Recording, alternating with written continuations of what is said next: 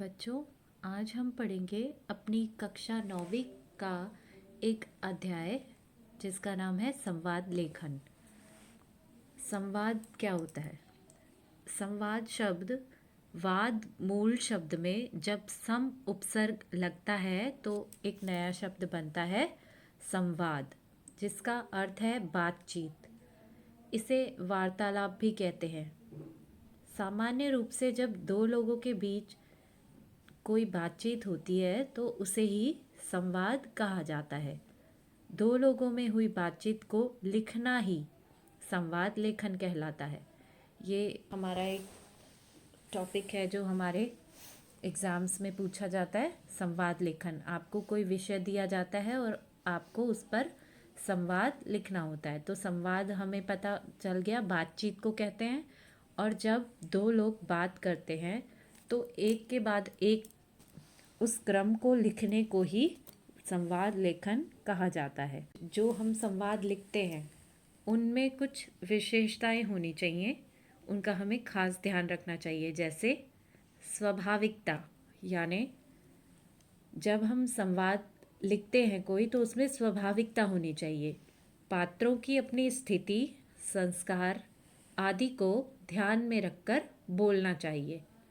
यानी मान लो आप कोई एक बस कंडक्टर का संवाद लिख रहे हैं तो आपको उसी के अनुसार उसकी जैसी भाषा होती है, या आप कोई सब्जी वाला है तो उसकी जैसी भाषा आपने सुनी है उन्हीं शब्दों का प्रयोग करके उस संवाद को लिखेंगे तो और ज़्यादा स्वाभाविकता आएगी उसमें। अगली बात जो हमें ध्यान रखनी है संवाद लेखन करते समय वह है पात्रानुकूल भाषा।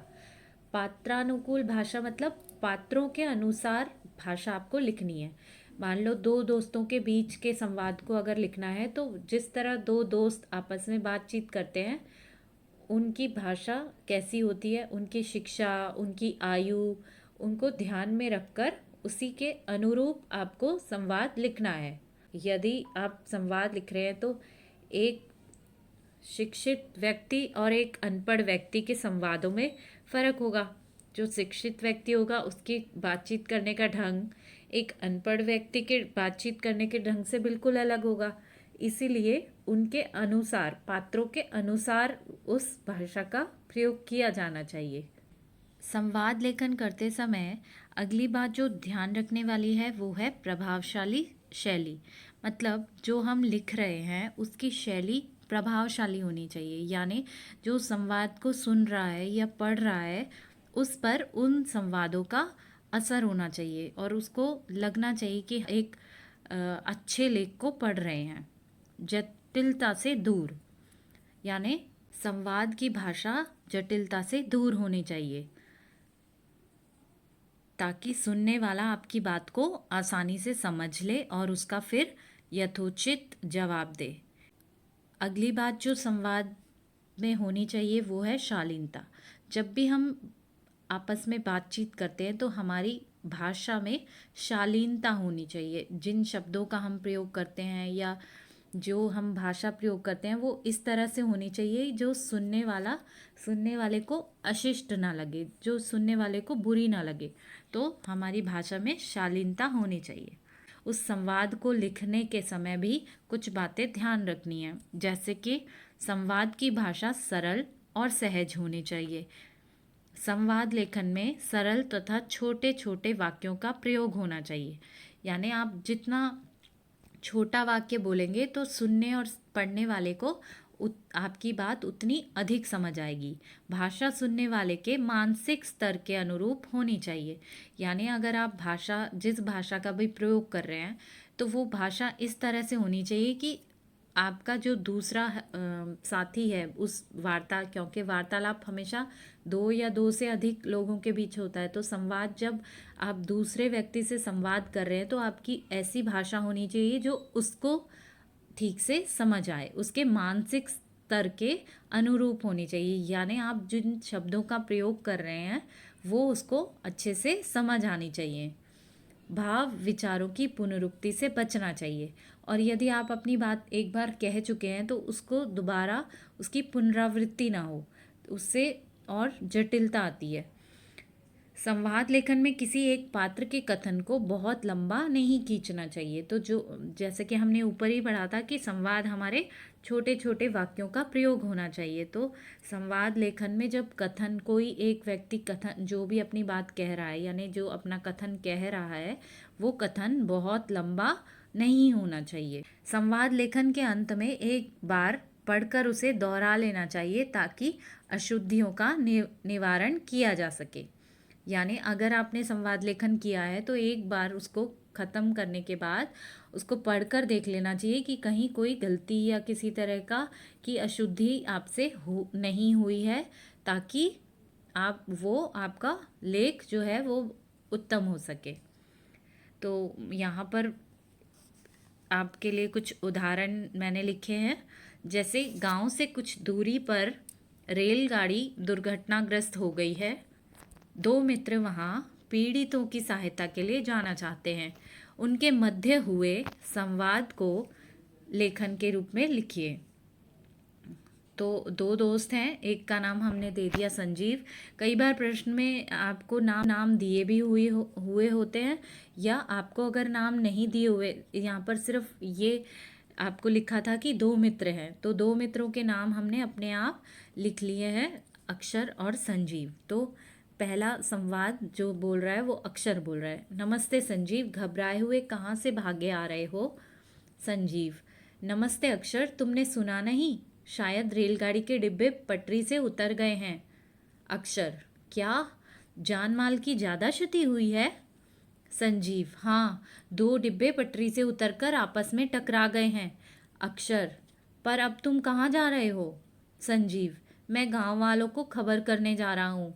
अक्षर, मैं भी तुम्हारे साथ चलता हूँ। मैं लोगों से कहूँगा कि यात्रियों के लिए कुछ आवश्यक सामान भी ले चलें। संजीव, यह ठीक रहेगा।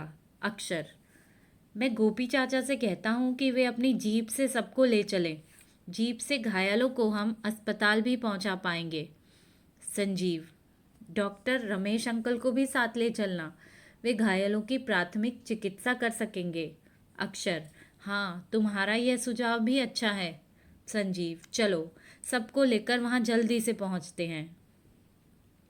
तो आपने देखा किस तरह से जो संवाद था दो दोस्तों के बीच, रेलगाड़ी जब दुर्घटनाग्रस्त हुई और एक दोस्त वहाँ से आ रहा था तो दूसरा दोस्त उसे मिला और उन्होंने किस तरह की बातचीत की, और एकदम स्वाभाविक बातचीत लग रही थी, दोनों के स्तर के अनुरूप थी, है ना, जो मानसिक स्तर है दोनों का, क्योंकि वो दोनों दोस्त हैं तो आपस में, और काफ़ी बातें ऐसी कही गई जो उपयोगी थी। तो हमें संवाद लेखन करते समय इन सभी चीज़ों का ध्यान रखना है।